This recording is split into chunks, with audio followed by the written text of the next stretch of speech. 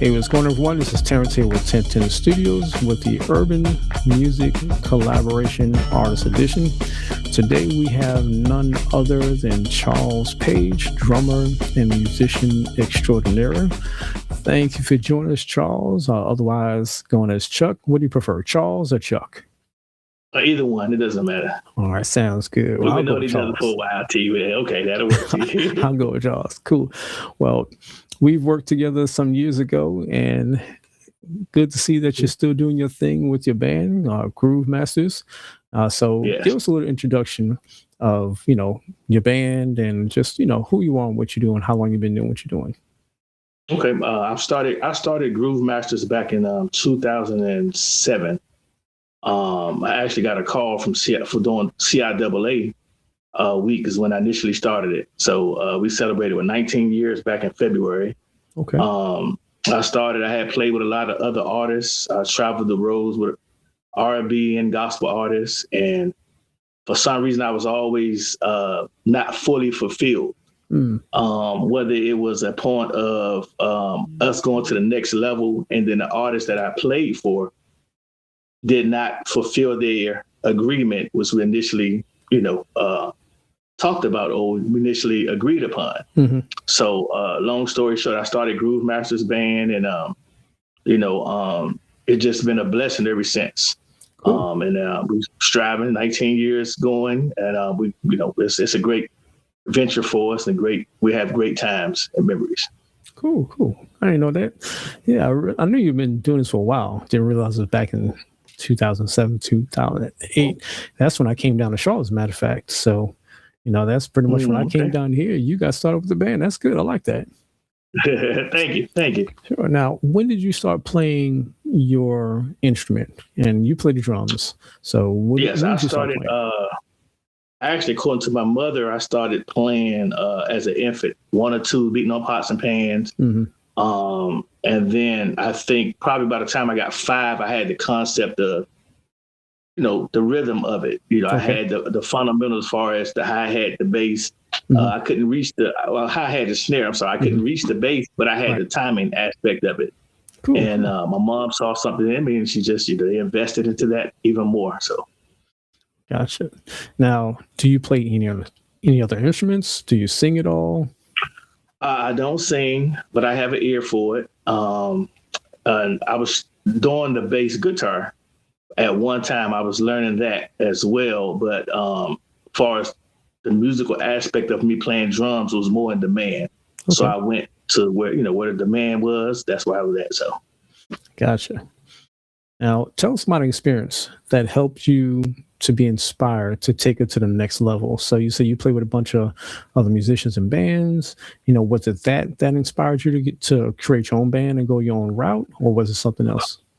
No, actually, my cousin inspired me. I'm originally from Washington, D.C., mm-hmm. So I have some great drummers there. A slew of guys from June Salsa to Danny McCrimmon to Kenny Spears Sr., a lot of guys. My cousin Darryl Price, a lot of those guys influenced me. And as a kid, remember sitting on the first row at church watching them play, and I was so fascinated with those guys. And I was just like, man, one day I had my sticks. One day I'll get my time. And then when I got my time, I was really prepared and ready because I had studied those guys so much that when I did get a chance to play, it was like, okay, cool. So good. And a lot of musicians and singers, they start out in the church. Do you think that that's where, I guess, the training begins? Because church compared to, say live band or recording is different. Yes.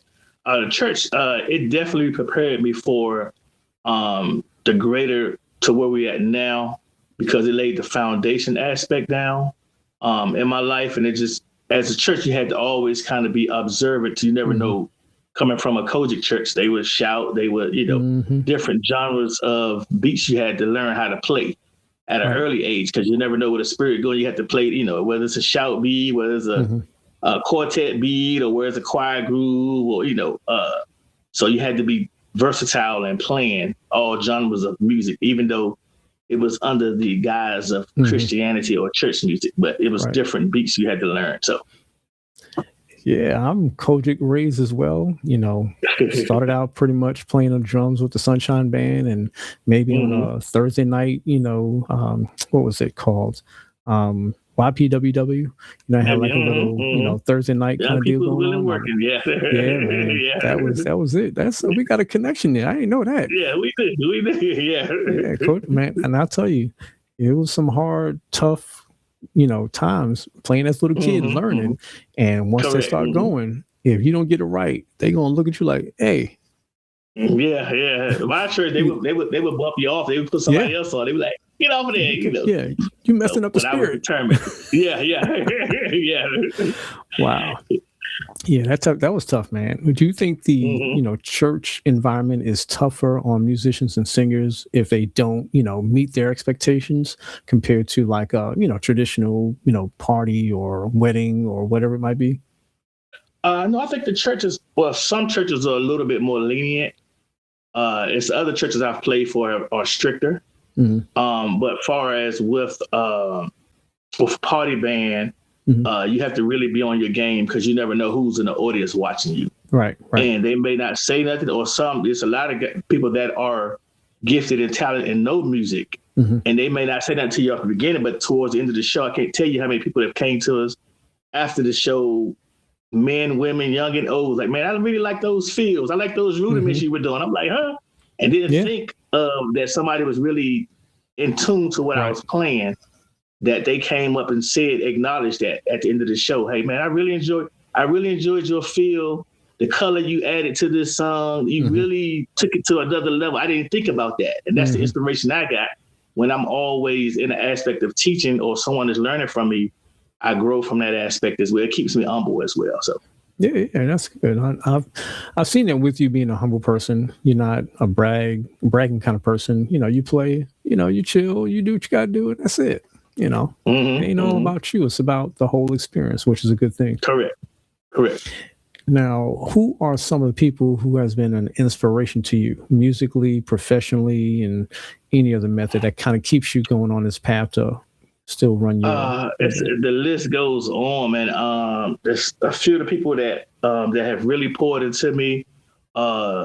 Is my cousin Daryl Price, June Lester Salsa from DC, my former band director Amawali Akatunde, Dr. Amawali Akatunde, Ron Handy, Mr. Dr. Tony Van Free from college, and my inspiration, I like Chris Coleman. I love a lot of those guys I look up to. Chris, I've met him, hung out with him, real cool. My cousin Reggie Johnson, he plays he was the drummer for Babyface. Okay. He's out in California, so it's my younger cousin. So I look up to those guys. J.J. Williams from DC, a guy named Buggy that played from DC as well. Mm-hmm. Earl Machete, another musician that used to play drums back in the day. So a lot of those guys inspired me to, do more and be more. So, Gotcha. Yes, it's probably a long list for a lot of singers, musicians, and we get a little piece here, a little piece there, and we pick up and keep moving and learn about more musicians, and even going back well before your times, because we all learn from someone else, and then we hopefully make it your own, to a certain degree, because you don't want to be labeled as like, oh, you just copying somebody. Copycat, correct. Yeah. You don't want to be labeled as that. So no, definitely not. But I mean, they say, being, I guess copied is a form of flattery. Like you like my style so much, you want to do what I do.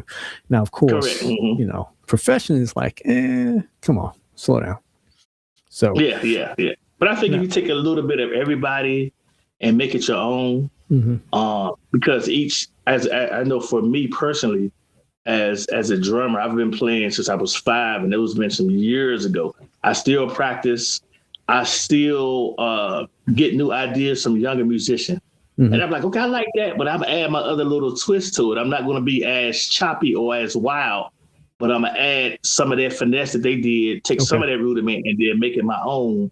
That is like, okay, it'll be like, and just sneak it in there every once in a while. People are like, oh, that kind of catch them off guard. Like, man, that was really nice the way you did that. I like that feel. I like that taste, the way you added that. And, so that's kind of where I am right now. So, Okay. So as a drummer, now some people don't know what a rudiment is. So is a rudiment like just like I guess a combination of, I guess so rudiments are like scales for other instruments. okay. So as every instrument has a pattern to follow. If you're a keyboard player, bass player, a lead, it's always this chords and notes. Mhm. So you got A flat, B flat, C. All of those. For us drummers, it's a pattern. It's a scale called rudiments. Mhm. So those are rudiments that you can. It actually enhances your playing. I tell a lot of musicians, a lot of us do rudiments but don't know what we're doing. But Mhm. once you tap in and know what you're doing and know how to put those feels into certain grooves, it really enhances your playing to another level. Mhm. Far as it'll put you on a Dave Weckl, Billy Cobham, Dennis Chambers level, because all those guys use rudiments and they know what placement is. So Cool. Yeah, because I mean, I've kind of played the drums, but never got taught the fundamentals. And just by watching, listening, studying, I guess you can call it, and kind of realizing what they're doing, and it's sometimes it was very, very hard at some points for those fast drummers who was all over the place. And you trying to get the combination and the order. Correct. It was challenging, and even if they slowed down and kind of taught it like did it real slow, eventually you can pick up on it, but that practice. So that's where the rudiments. Yeah, that's where the rudiments come in, because a lot of times I've seen musicians and they don't know I'm paying attention, especially drummers. If it's a really good drummer, I would just look at his hand and I could kind of close my eyes and know what rudiment he's doing. Okay. And then I come back home and mimic that same rudiment that I heard. I'm like, oh man, he had a nice placement where he put that at. Let me see. Let me try this regular beat. Let me see, can I add that rudiment that he did? And see will it go with that flow. And it most of the time it does. Okay. So it's just like, knowing rudiments and hearing it's like, okay, I know what that was. A double stroke, paradiddle, single stroke, flam, whatever rudiment it was, it just, by playing so long and knowing rudiments, it just comes second nature to you. So gotcha. Cool. Now, was there ever, a time, or rather, was there a time that you wanted to go in a different direction professionally in regards to music? Do you ever want to say, you know what, I'm not going to do this no more. I'm just going to go work a corporate job, do my own business in a different manner. Have you ever had that feeling to go in a different route other than being a music professional? I still corporate. I'm corporate all the way, because I'd rather have multiple streams. Right. So I'm corporate all the way, and I love music as well. And I never forget, one of my professors told me in college, man, always have multiple streams of income. He said, even though I'm a music teacher, I do things outside of this, which you normally see.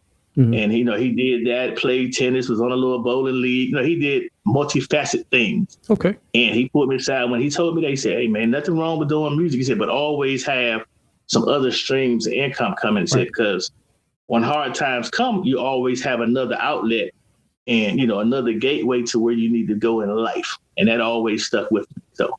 Gotcha. Yeah, that's a very important tip, no matter what profession you're in, because like you said, some hard times come, just like literally in the last, couple of days, Spirit Airlines said, that's it. So all those folks who are pilots or work with Spirit Airlines, now they got to find something else if they don't already have something else. So you never know. So hopefully they're going to land on their feet, because that's tough. That's real tough. It is, definitely. So we're going to take a quick break, and we're going to play a video of you doing your thing with your band, and then we'll be right back. All right, that'll work.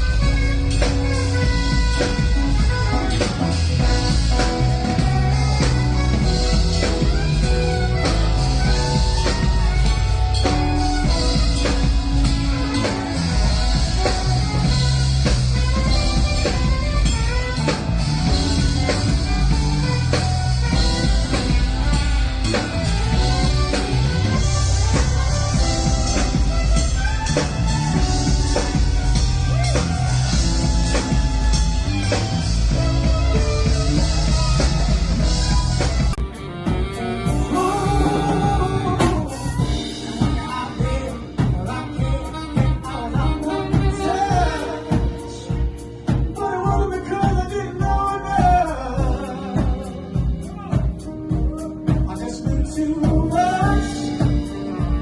Well,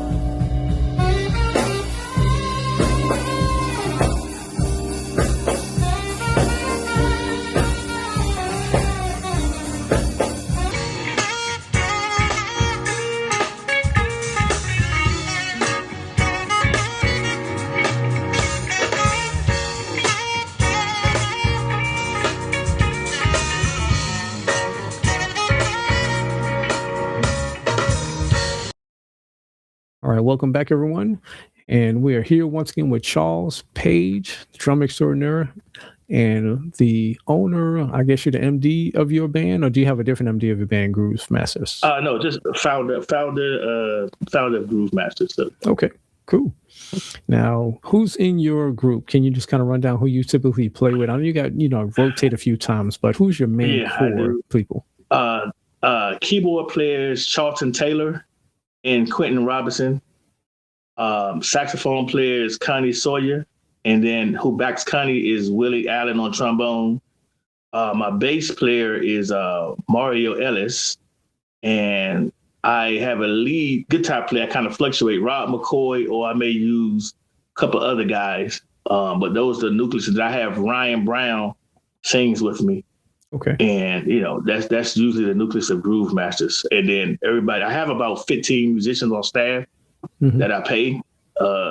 My accountant like to see that every year. So, but yeah, I have about 15, but those are the core guys that I use most of the time, all the time. So typically you don't have a vocalist, you just do straight up music. And I think the sax is like your lead instrument. Is that right? Correct. Any reason why you went down that route without having a lead singer per se? Well, I have leads. Basically, it's more of a financial aspect because most venues or most time we play, our clients' budgets are they're working with a certain amount. Okay. And in order for the musicians to be compensated well, we have to give, with anything, the numbers have to match the people, I guess. So, yeah, that's how we, most time they ask for a singer, the budget is allotted enough where I can bring my singer in as well.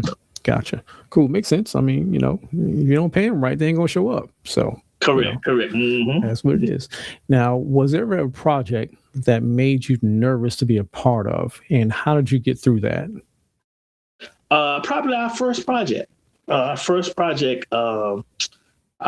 album is, I got it on a wall here too. I got to look back to this. That's been Elements of Groove was our first project. It was nervous because that was my first time stepping into a role of producing. Okay. So I had played on many albums before. I played with a lot of artists, from country to quartet to choirs to R&B to blues. I recorded on a lot.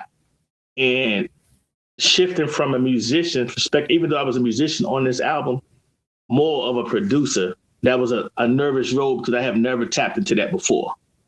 And, so that was the part I was like, okay, learning is like, okay, I got the bet on me. I got the bet on myself. And if it flops, it's because I didn't do the work that I needed to do. So, coming from corporate America, I already knew I had to grind to make it succeed. I had the drive and determination and the focus and everything. So when we did the first project, it went really, really well, far exceeded that I thought. And it was a blessing off of that because we did that project, I think, in 2008. It says 2008. Okay. And so within 1 year of starting the band, the next year we in the studio recorded the full album. So we did that. Based off that, a lot of doors opened that I couldn't, the music transcended far as that I can personally go see somebody. The music went far beyond that. So we got, I think we finished that album, I would say spring of 08. By the fall of that same year, we got a phone call from a movie director in California to come out and do an independent film. So we went out. I thought it was a joke at first, but we did an independent film in California. You paid for everything, flew us out. I took my musicians with me, and we went out there. We laid the track down for the soundtrack, and that was it, man. And from that, everything has been. That was my okay. This is the moment. Okay, let me go ahead and keep grinding now. That was the confirmation that I needed to say, okay, you know what, you got this. Right. And so, yeah. So yeah, it's always, I guess your word is you're gonna fail, but failures are going to be part of the process. I had to learn it myself. If you don't fail, then that means you think you did everything right, but you could have did it better, but you just don't know it because you didn't fail at something. Because you can always get better at doing what you got to do. And when you get confirmation from a source that you don't know, no one you've ever known and seen your work locally or otherwise, and you get a call out the blue like that, that makes you wonder, like, is this real? And then once you know it's real, you just go with it. So that's good. I like that. Going out to California, doing a movie. Yeah, they did that same year as well. Yeah, we did a movie called Wigger. And that same year, we got a call. We went overseas as well. Okay. We did a European tour, Dusseldorf, Cologne, Hamburg, and Germany that same year. Off that, like I say, it just transcend, So that was a blessing in that year. Well, once you get in and you get a little bit of recognition, even if it's not like you're on the headliner, you get known in the community, the word will spread. Hey, who was your band? Who was your singer? Who was your musician you used on this project? It was this person. It was that group. It was that singer, whatever. And they say, give me the number. I'm going to give them a call. I need some work like that. And it just happens. So a buddy of mine said, just wait till it'll come in time with doing what I do, audio and video. Sure. Just give it time. Don't rush it, because the more you rush it, the more you're putting pressure on you. Like, what am I not doing right to get what I'm looking for? And then it makes it hard to kind of navigate through the years, and you might get discouraged. But when you get that call and you get that project done and you get that, oh, okay, that was good. I like that. Then you just kind of move on and keep on going. Correct. So now, what's next for you and the band? Do you have any other projects? You got recording, or you got anything big coming up in the next couple of weeks? We have a single that's out right now. It's called Friend Zone. Okay. So we released that as our 19-year project. My goal is for the 20th, I want to have an album completed. Okay. So the only difference why we may not have it done is getting everybody together. Because my vision that I see, I want to collab. I want to bring some other musicians in. Okay. Some guys that have never recorded. I want to give them some of that, So just trying to bring everybody in and pull everybody together and just do this album, and I'll produce it. I told them, I said, I'll produce it. I got a couple other friends that I reached out to that if they want to help me produce it, we can produce it together. I don't have a problem with that. Let's handle the business. Let's produce this. Let's make it bigger than what it is, or make it great, or whatever. And just do something different. Give somebody else another opportunity that had never experienced that. Gotcha. So that's my goal. So. Cool. Now, in your music career, have you had the pleasure of teaching other musicians or younger generations who are like starting off? Can you talk about that? Yeah, I've actually taught for 30 years, private lessons, drum lessons. I just stopped teaching last December of last year. I just stopped teaching after 30 years. And the only reason I stopped teaching because Groove Masters has started playing a lot more. And then it was just like, you know what, I'm wearing myself out. And then I couldn't be fully effective in teaching the way I wanted to teach. My last batch of students that I taught, they in high school. So one is graduating this year, and I got two more, and that'd be it. That's from, I would say that was the last batch of 10 students that I had. So the rest of them are in college. They got scholarships. I got them scholarships to colleges. Like I said, I got one. He's graduating from Myers Park. He was in the drum line. I got another student in the drum line for Rocky River. I got another students in the drum line for Mountain Island. And so those are my kids. I've had them since they were like 5 or 6. So when I taught them with the aspect of you going to college, if this is what you want to do, you want to do music for the long term.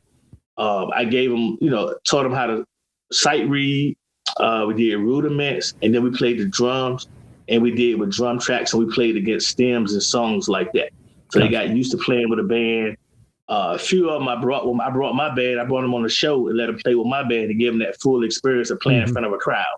And some of them did really well. Some of them was like, no, I don't want to do it. I said, you're equipped for it. Because if you wasn't equipped, I wouldn't put you out here. Right. You just believe in yourself. You're equipped for it. So that was the bug they got. So I have two of them that's really doing well, like exceedingly. They doing. I pop in on them occasionally. They don't know. I'm gonna just show up. If I ain't playing, I try to show up. But I'm always active on the phone. They always can reach out to me. My line is always open.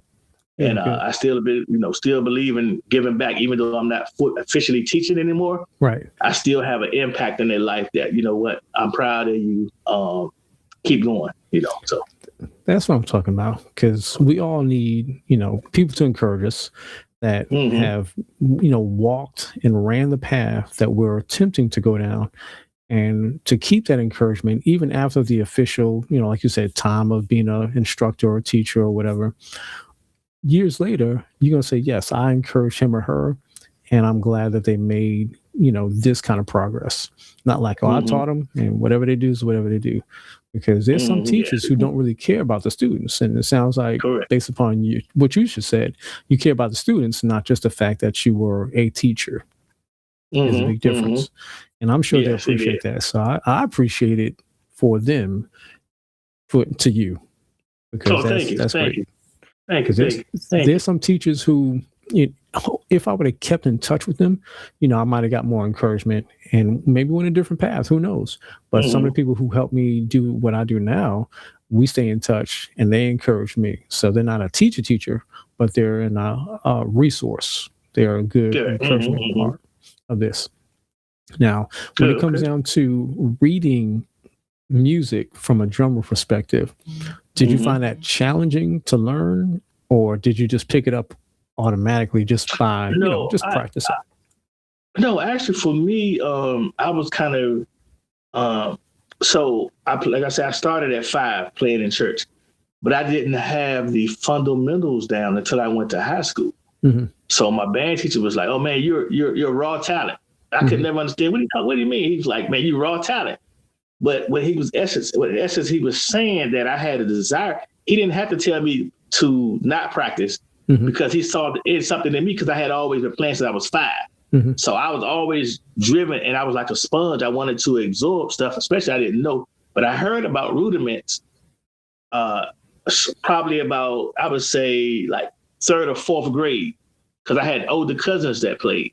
Okay. And they was doing these, and I was just fast. I was sitting there looking like, what? They hands moving super fast. But nobody would really say, let me show you how to do this. Let me show you. None of my cousins would be like, let me show you how to do this, because they didn't want me to learn it, because they knew I was a sponge. So when I got to high school, my band professor, Dr. Amawali Akatunde, he was just like, hey. So he started showing me how to do rudiments. I was like, okay, cool. I grabbed to that. I went home, I practiced. Within like a month, he was like, man, you really good. Because I already had the technique down. All I had to do was just get it polished or refined. Gotcha. And then he said, let me show you something. So he started showing me how to read music. Okay. So I was like, man, okay. So I started reading music and taking stuff home, practicing it. Like I said, I was absorbing it because it was new to me. It was a new thing to me, And he was like, man. So in the midst of that, me and 2 other guys, he entered us into a drum, like we did symphonic band. So he entered us into like a competition. 3 drummers. It was me, 2 other guys, and we won a scholarship to this school, the Lavigne School of Music in DC. So it's right near Duke Ellington. So I went to Lavigne and studied under Mark Rendon. That was professor there. He opened up my mind to something totally different, like the levels of percussion. I thought it was just limited to just drums, and I know I'd play timpani. I thought it was just that. I had marimba to learn, xylophone. It was a lot of stuff that it opened me to. Saying so. Once I graduated from high school, I knew how to play everything in percussion. So when I went to college on a full ride, because I played basketball too. Okay. So I did. I thought I was gonna be the next professional.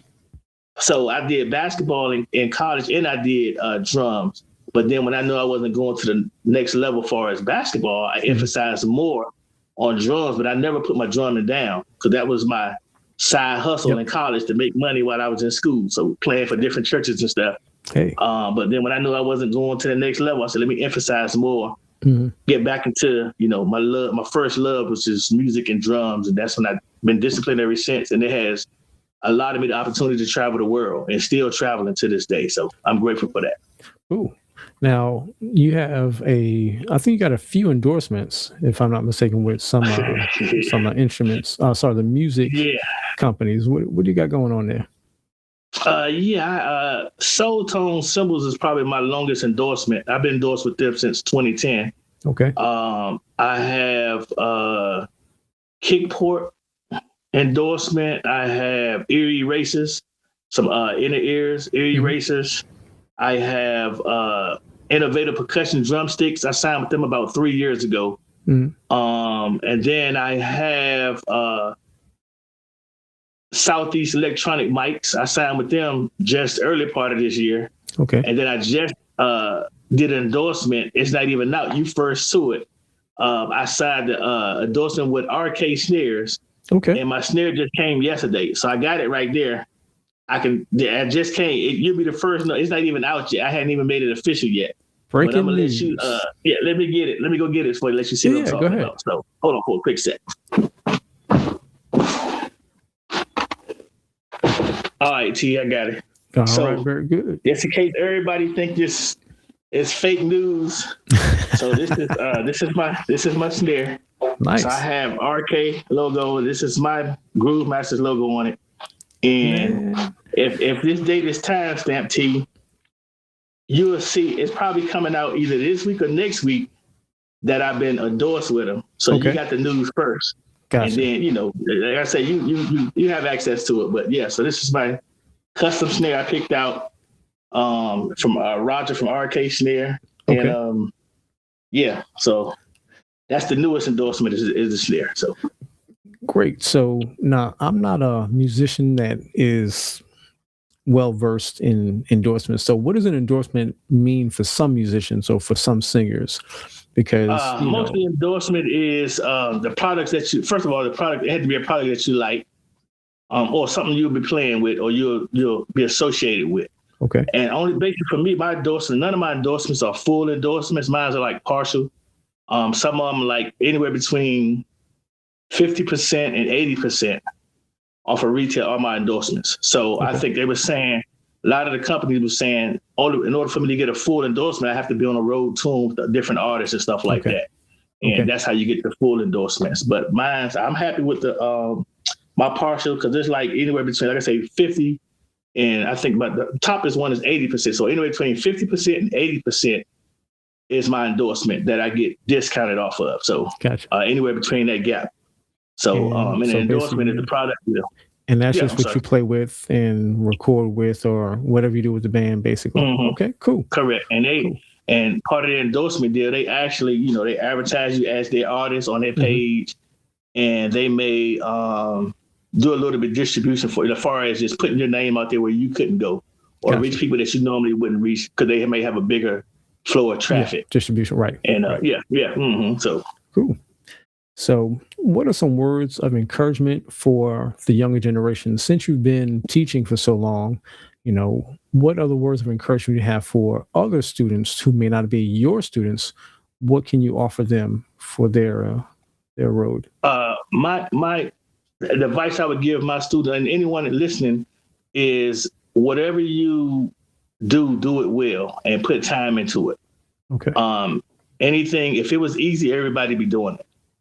And that's the other thing, whatever you invest your time in, it will show on its own accord. You know what I'm saying? If you invest in whatever it is, when you invest in gaming will show that you'll be really good at gaming. If you invest in music, you'll really be good at that aspect. So cool. Yeah, and stay humble too. Always stay humble and be approachable, because you never know who knows who's there. You never know. And some of my personal testimony is some of the biggest, some of our smallest rooms had the most influence in it. So it wasn't about the number. We've played in front of thousands. We've played in front of like 5 or 10, Mm-hmm. and we still gave a full show. Right. But guess what? One of those 5 out of 10, or one person out of 10 was somebody who took us to a whole nother level. We did a show. I never forget, T. I'm just interjecting. I'm sorry. No, that's fine. We did this little event. I had told my band, I said, no matter who, man, I said, even if we play somewhere it's 5 people, it's a paid practice. Mm-hmm.